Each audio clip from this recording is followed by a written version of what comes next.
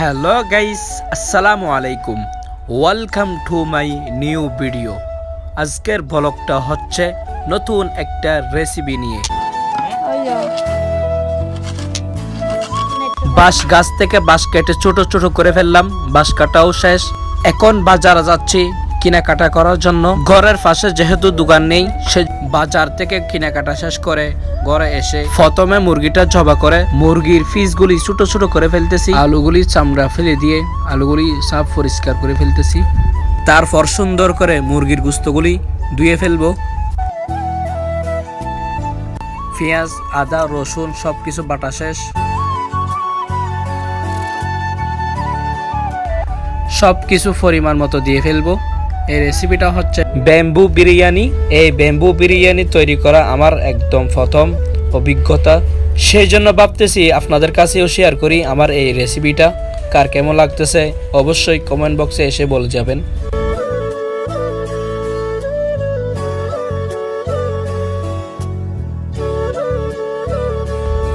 কলা গাছের ডাল একদম সুন্দর করে ফেঁচাইয়ে তারপরে বাঁশের ভিতরে ঢুকিয়ে দিব। তারপরে আগুন জ্বালাচ্ছি।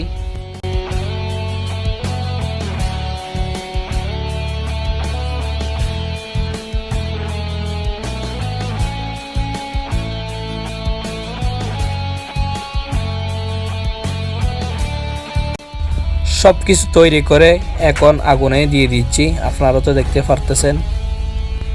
কিছুক্ষণ পরেই আমাদের এই রেসিপিটা হয়ে যাবে। ততক্ষণ পর্যন্ত অপেক্ষা করতেছি। আগুন চলতেছে। এই রেসিপিটা হতে একটু সময় লাগে, প্রায় আমাদের 1.5 ঘন্টা সময় লেগে গেছে এই রেসিপিটা তৈরি করতে। আপনাদেরকে দেখাবো শেষ পর্যন্ত। বিরিয়ানির সাথে গোস্তও রান্না করতেছি, গোস্তও খাবো রান্না করে। রান্না শেষ হতে না হতে সুগন্ধি এমনভাবে বাহির হচ্ছে, মনে হচ্ছে এখনই খেয়ে ফেলি। আমাদের রান্না বান্না সব শেষ, এখনই দেখতে পারবেন।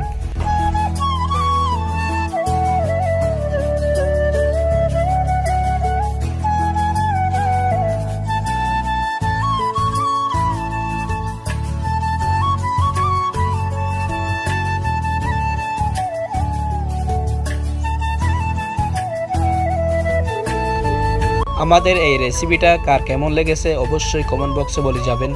আর এভাবে নতুন নতুন ভিডিও পেতে আমাদের পেজটা ফলো করুন। সবাই ভালো থাকবেন, সুস্থ থাকবেন। আল্লাহ হাফেজ।